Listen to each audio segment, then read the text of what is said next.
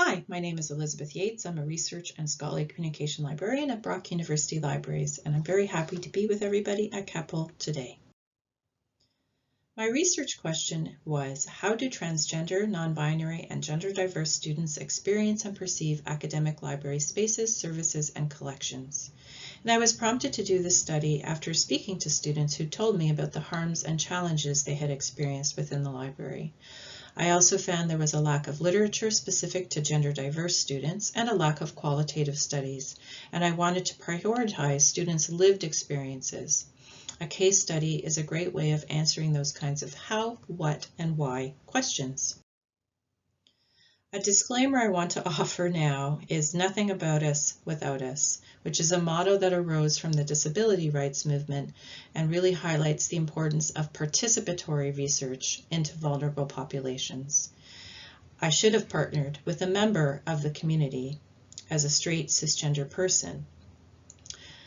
I didn't learn this until I had already embarked on the study, and I was hearing really positive feedback from students who were eager for me to continue and happy I was doing this work, so I continued.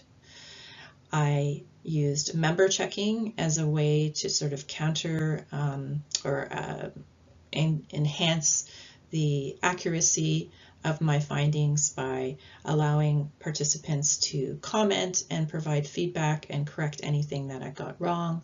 I also worked hard to try to interrogate my own bias as I moved through the study. A note about language. I'm using gender diverse as an umbrella description for people whose gender identity differs from the gender they were assigned at birth and or for people who don't adhere to gender binary stereotypes. So this would include identities such as transgender, genderqueer, gender fluid, non-binary, and so forth. And there really is no universally accepted or preferred umbrella description. I started recruiting for this project in March 2020, smack dab as the pandemic was unfolding.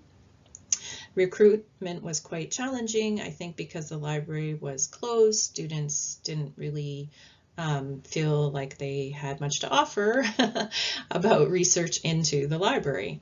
I did get 6 great participants, really grateful for that. I conducted semi-structured interviews and had to pivot online due to COVID. I used inductive thematic coding for my data analysis, which was facilitated by NVivo software. Thank you to the amazing students who shared their vulnerability and insights with me. So Mac, and these are pseudonyms, of course, Mac, a trans man who was a grad student, Finn, a trans man who was an undergrad, Frankie and Avery, both non-binary undergrads, Vina, a non-binary grad student, and Morgan, who identifies as genderqueer and was an undergrad. And of course, thank you to Carl for supporting this project. Several themes emerged according to students' experiences with library workers, how they felt about being in the library, how their gender identity and expression influenced their experiences with the library, how they had encounters with library materials, and perhaps most importantly, how they think the library can change and improve. So let's start off talking about their experiences with library workers.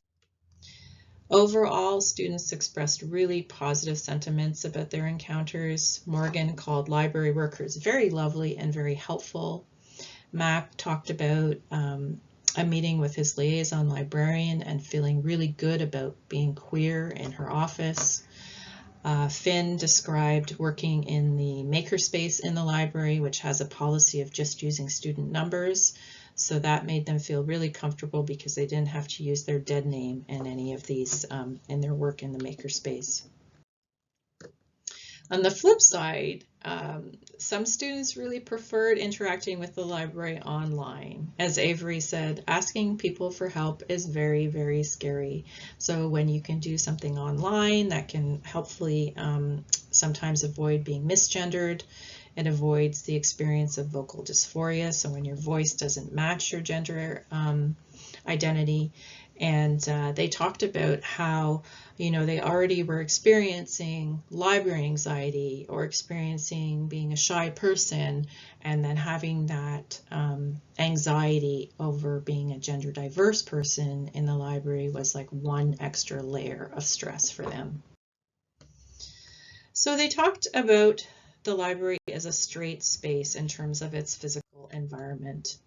And of course, bathrooms, a huge challenge. Gendered library bathrooms are a site of discomfort and fear for students, particularly those whose appearance flouts gender norms. As Morgan said, if I'm wearing a dress or if I'm wearing a skirt and a blouse or whatever, do I go into the male washroom and possibly get the shit kicked out of me, or do I go in the female washroom and get different negative reactions? Max said, the temptation is probably just not to go to the washroom, which is very bad. Some students would use accessible washrooms to avoid having to use a gendered facility, but of course that means then that the accessible washroom isn't available for somebody who needs accessibility features, and it also masks the need for gender-neutral facilities. Morgan said, gender-neutral bathrooms, either as a replacement for or a complement to gendered facilities, is a statement that the library is not neutral in this issue. We think you deserve a place to pee. Is that too much to ask for people to have a place they can pee? Students also talked about experiencing stigma and feeling unsafe in the library. As gender diverse people, they needed to be hyper aware of everything going on in their environment and on the alert for threats. They said the library environment sometimes triggered internalized anxieties from lifetimes of stigma. As Avery said, I think a lot of us fear that space. We fear a lot of public spaces. The library's aesthetics were not positively regarded. So, as Morgan said, the library comes off as a very straight space in that it doesn't deviate from social norms, and it's a very normal plain library with normal plain aesthetics. And those aesthetics signal that the library aspires to feel neutral in a society that's not neutral. Straight cisgender people don't need a space to feel comfortable being straight and cisgender because that's the planet that they're on. That's everywhere. So being treated equal in reality puts a disadvantage on minoritized groups. Let's move on to narratives about gender identity and expression. A reminder that gender identity refers to someone's internal and individual experience of gender, while gender expression is a public expression or presentation of gender through things like behavior, clothing, makeup, etc. So it was common for students who express a diverse gender identity to experience stares and derogatory comments in the library. Whereas if they were able to pass as cisgender, that gave them a lot of privilege and protected them from that kind of discrimination. Students reported being misgendered by library technology, so things like our computers, our room booking systems, online library accounts, all of those things are hardwired to use legal names, which often don't match a student's gender identity if they're gender diverse. As Finn said, online things like to automatically call me the wrong names. Face-to-face, library staff were reported as being very good about respecting people's proper names and pronouns in interactions with gender diverse students. And if that didn't happen, students were sometimes comfortable in correcting people who misgendered them. Unfortunately, the coffee shop in the library was a problematic place. As Finn said, I will say my name and it'll be like, are you sure? Because they're looking at me and seeing something different. I know I had one person who 3 times in a row wrote a female name on my cup. I just kind of got used to it, but also it does obviously hurt, and it always will. Students had a real range of experiences with materials in the library. encounters with books, course readings, materials they may have found while they're doing research for assignments, etc. These encounters were really central in how they experienced the library, and sometimes they were dismayed by experiencing inaccurate and outdated materials on our shelves. Others said they were happy with the range and content of the resources they found. Overwhelmingly, they saw it as so important to see queer and trans voices in our collection. They highlighted the signal of inclusion that this kind of thing means for them. So as Morgan said, seeing stuff like that just in small ways can let you know that there is support within the structure of the place that you're in. Like if you're seeing LGBTQ plus folks being highlighted, well, that means that somebody in that space deemed that worth highlighting. That did make me feel more included. It made me feel like my viewpoint was one that the library felt was worth giving special attention to for however long that display was up. And Morgan was referring to a book display during Pride Week. So we heard from students that works on gender diversity have a real transformational potential. So Mac was ashamed and had been avoiding exploring his gender identity until one summer he spent some time up in the stacks where we have works by trans authors, and he pulled books off the shelf and he just pored over them, and it had just a huge impact on him. And now he is someone that actually does his own research and presents on gender issues. So Max said, finding those books really, really impacted my social life, personal life, and my academic life, actually. I've experienced a complete change in the way of thinking of myself and my gender and these issues, and I'm so glad that I have. It's changed my life. Students talked about privacy to help them feel comfortable when exploring their gender identities by checking out materials from the library. So they really wanted self-checkout. So they had some books about, sexual identities or gender identities. They could just have the privacy of going to a machine and not having to hand them to somebody at the desk who is probably straight and cisgender. And they really value reading books by trans and queer authors for the representation and the support they provide for exploring their own identities. As Max said, it's like talking to someone who is also trans. Frankie questioned whose voices are being paid to be in our libraries, and students said that they saw the library collection as privileging straight, white, cis men, and reported encounters with outdated, inaccurate terminology and information as being really frustrating and upsetting for them. They also question who libraries choose to platform. So we know libraries have been rewarded for providing platforms for transphobic speakers under the guise of celebrating intellectual freedom. But as Morgan says, it's not academic honesty or integrity when someone who is spouting transphobic beliefs is not backed up by research, is not backed up by anything really except tradition. Library workers should be asking, am I allowing anyone to speak because I care about some obscure concept of freedom of speech and integrity? Or am I doing it because I don't want people to be mad at me? So now let's turn to the broader context. We know that gender diverse individuals experience stigmatization, prejudice, bias, and fear on a daily basis, and that could lead to isolation and discrimination in all settings, including education. And I turn to the work of Abby Goldberg, a trans scholar at UCLA who writes a lot about gender diverse students in higher ed. These students experience higher rates of harassment and bullying and dropping out of post-secondary education. They experience structural oppression, so systems which deadname them in IT, classroom practices, institutional policies. They feel they have to alter their gender expression while they're on campus to preserve their own safety.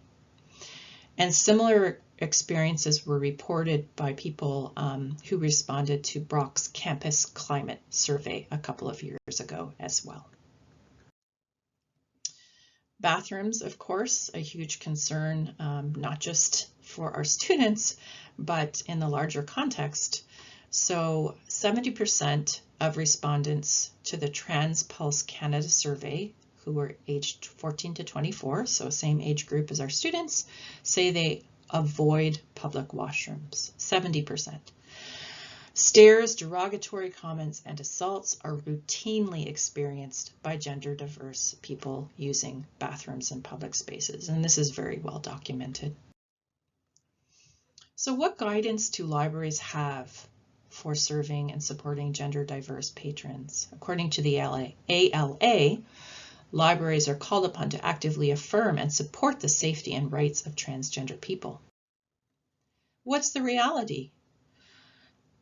These gender diverse patrons have unique needs and face substantial barriers obtaining quality library services.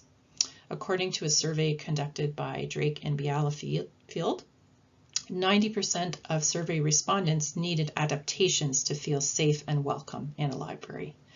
Some barriers they experience include collection development, transphobic and/or homophobic library staff, fear of being outed, lack of feeling safe in approaching library staff, and so on. And when it comes to gender diversity, libraries, and academic freedom, as Sam Popowich writes, trans rights are an acute site of political contestation in universities, libraries, and society as a whole. We see over and over librarianship valorizing free speech at the expense of oppression and harms to gender diverse people. As Jennifer Ferretti says, neutrality is simply polite homophobia and transphobia. Academic librarians should be using their academic freedom to combat transphobia. As Hazel Jane Plant says, and Hazel Jane is an author and academic librarian, I recognize that you can't take on every battle, but trans people are literally dying because of the views espoused by so-called gender-critical activists.